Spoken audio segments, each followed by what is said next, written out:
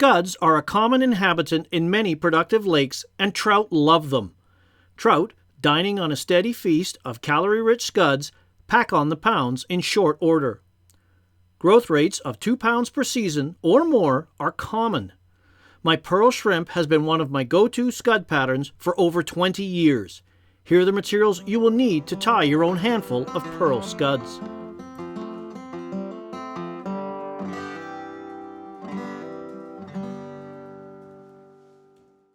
So let's tie the pearl shrimp, a pattern I first featured in my original book, Fly Patterns for Still Waters.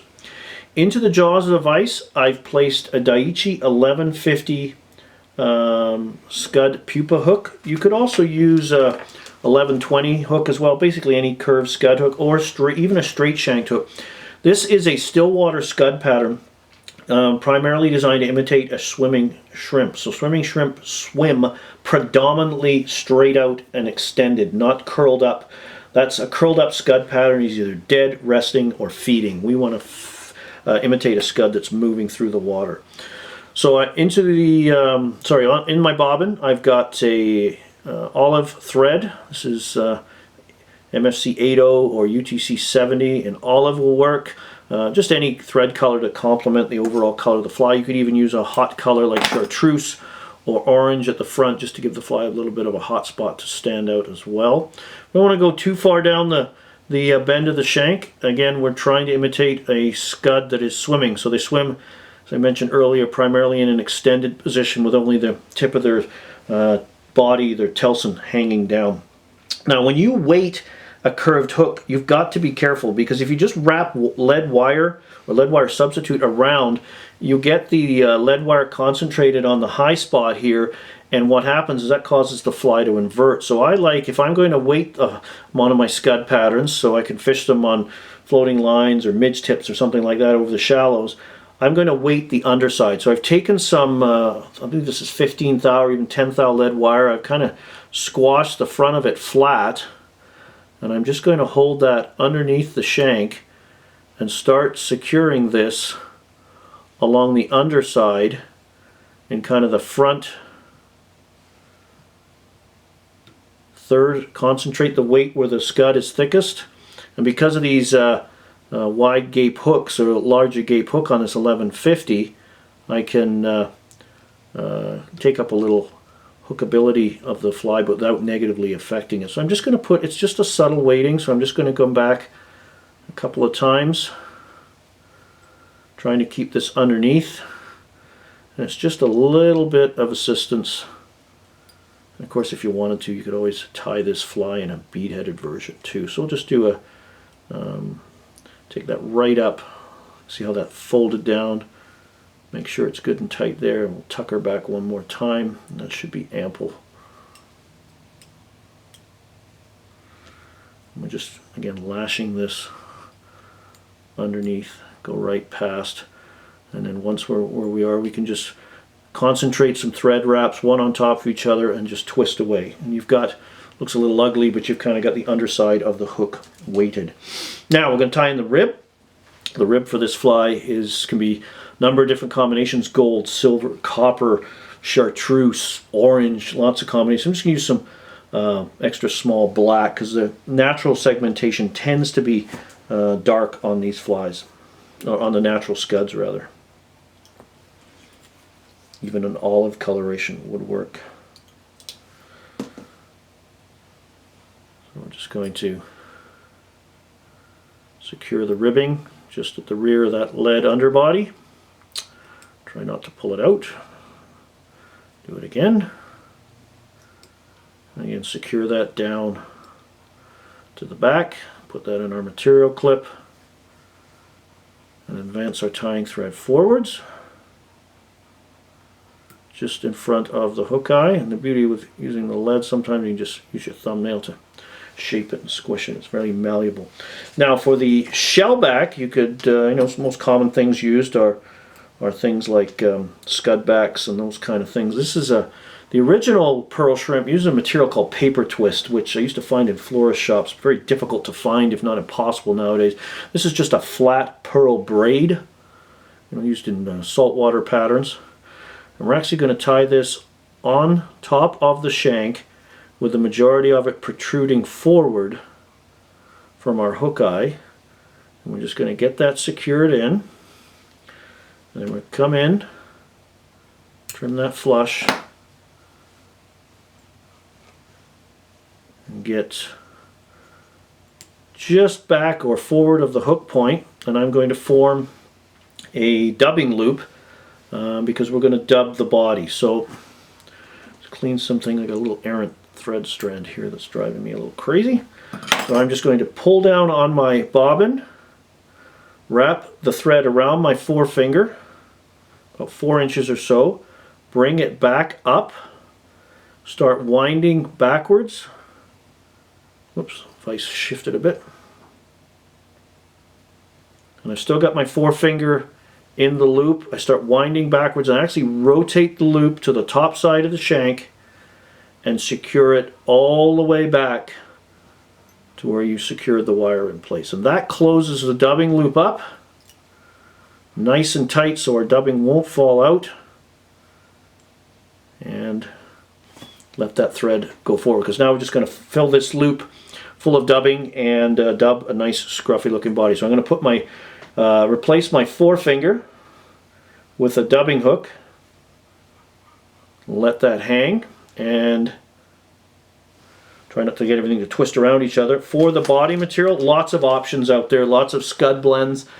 Seal's fur is always an excellent material too, but again, not always readily available or legal.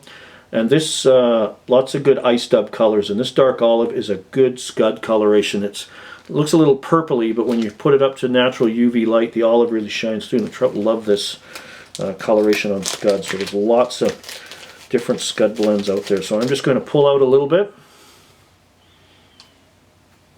and just mix it up, and then I'm just going to place this dubbing into the loop. So I open up the loop at the bottom right by the hook and I slide it up into position, and this way the dubbing won't fall out because I'm just pulling down ever so slightly. You've seen my other tying videos where I dubbing like on my balance leeches and things like that. I open the loop at the bottom, use thread tension to hold this in. So I got a little bit of down pressure and the weight of my dubbing tool.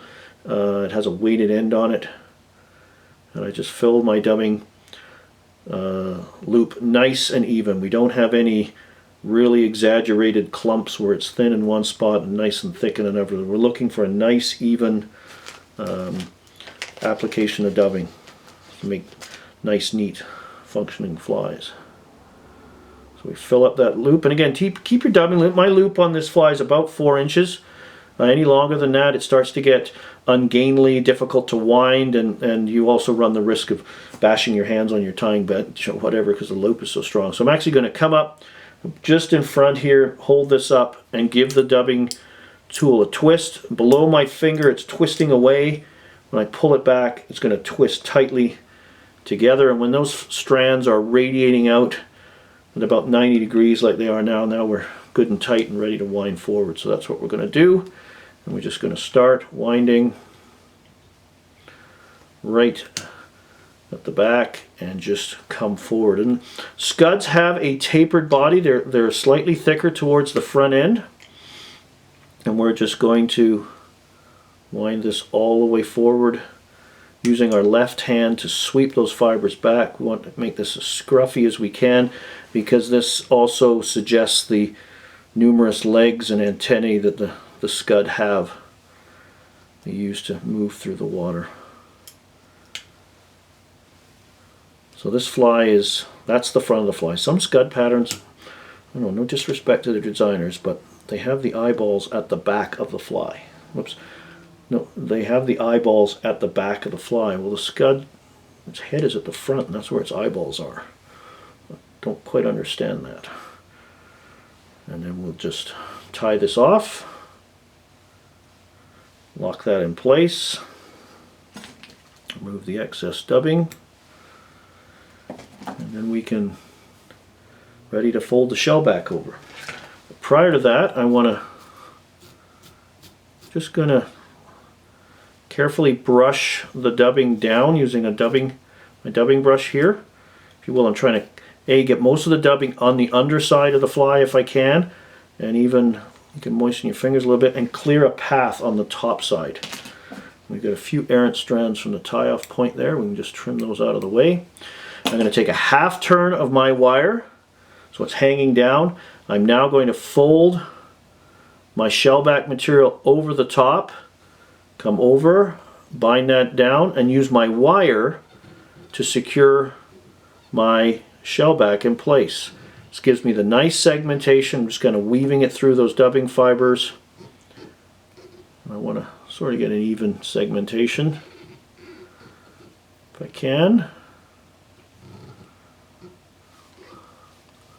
Again, you just moisten this out of the way. I'm just taking my time, weaving this through, stroking those fibers down, weaving it through. This is giving the fly its sort of namesake, the pearl shellback will come up. Pull down, whip finish right at the front. Oops. Just a couple of turns because we're going to coat the back of this fly. And then we're going to come in right even with the bend of the hook and snip that square. And we can come in along the sides of the fly, trim away. I'm trying to trim the dubbing from the top because I'm going to coat this fly. You don't necessarily have to do that, but it definitely adds some durability and shine. We can also just come in and aggressively pull out as much of these fibers as we want. This helps suggest the legs and adds translucency to this fly. And then we're going to come in, sort of trim up a little bit down the sides. We're going to try and concentrate our dubbing fibers along the bottom, and then about even with the hook bend.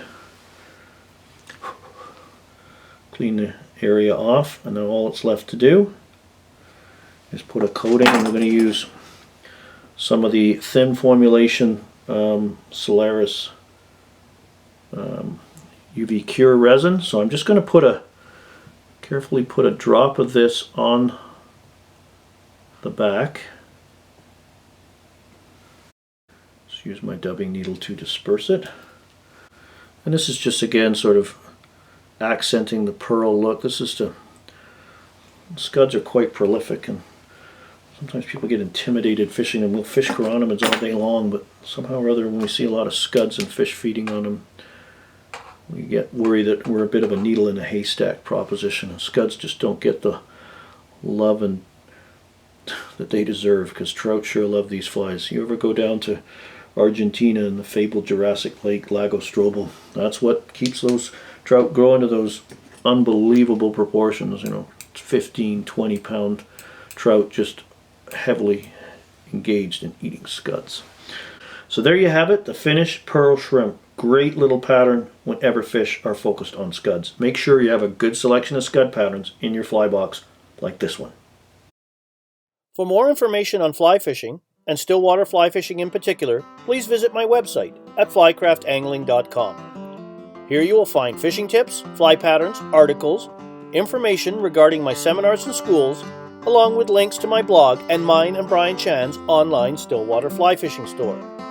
You can also visit our store directly at stillwaterflyfishingstore.com. While you're visiting my site, please join my mailing list to receive my educational newsletters.